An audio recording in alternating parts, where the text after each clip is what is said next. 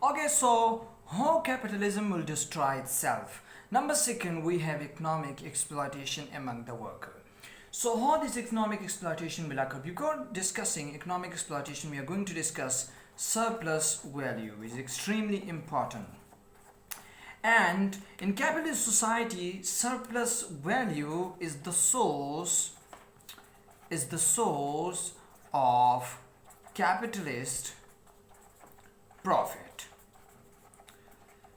So how surplus value is the source of capitalist profit? We are going to discuss this sentence as well. Okay, under capitalism, production is actually what we produce is not for consumption. It's basically for profit. Okay, so what we produce is basically for profit. Okay, it's not for consumption. So we have two types in capitalist society. We have some fixed products, fixed capitals, like we have tools, equipments and raw materials. Okay, and equipments and raw materials. And we have variable capitals such as humans. These are variable capitals, and in humans we have labors. Okay, so now how much time, suppose these tools and raw materials are useless. These are useless unless and until our laborers start and work upon it and utilize it and make a product from it. Okay, so it is basically the labor, it is the human which add value to these products. These products are useless, but it is because of the human which add value to these products. Okay, these products. Now how much work is required for the labor? Okay, how much work is needed? So how much work is needed for the worker to add value to the product and for his sustenance wages, okay, to sustain his life. So how much is extremely easy. He will work which is sufficient. He will work which is sufficient for his survival. Sufficient for survival. Okay, he will work which is sufficient for his survival. Now let's suppose a person, he's a taxi driver. Okay, he's a taxi driver, and he's driving for 4 hours. Okay, 4 hours a day, and these 4 hours is enough for his survival. These are enough for his substance. Okay, now he is getting, suppose, $100, you can say 100 rupees of these 4 hours. Okay, no, these 4 hours are enough for his substance. These are enough for his sufficient for his survival. Like these 4 hours can cover his food, clothes and shelters. Okay, food, clothes and shelter. He can buy food, clothes and shelter from these 100 rupees. Okay, these 100 rupees are enough for his survival. No, this worker is driving for 8 hours instead of 4 hours. He's driving 8 hours. These extra 4 hours is basically surplus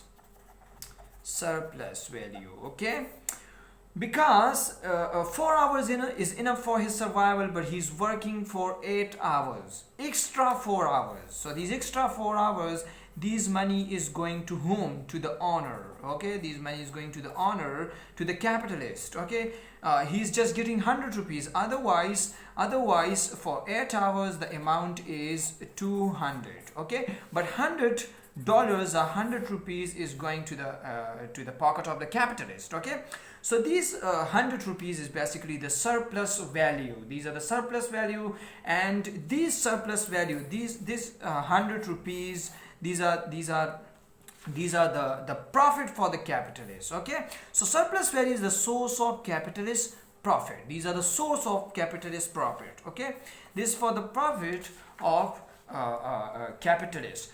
No, these are basically stolen money from the workers. These 100 rupees are basically stolen money from the workers. Now, in order to minimize his profit, maximize his profit, capitalists minimize the gap. Like suppose there are two methods. There are two methods that capitalists can increase their profit. Okay, how a capitalist owner will increase his profit, will maximize his profit. So if he want to maximize his profit, he will minimize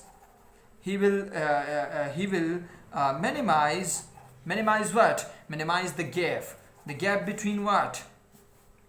Two methods. Either he will reduce subsistence wages. Okay, either he will reduce subsistence wages, or either he will increase working hour.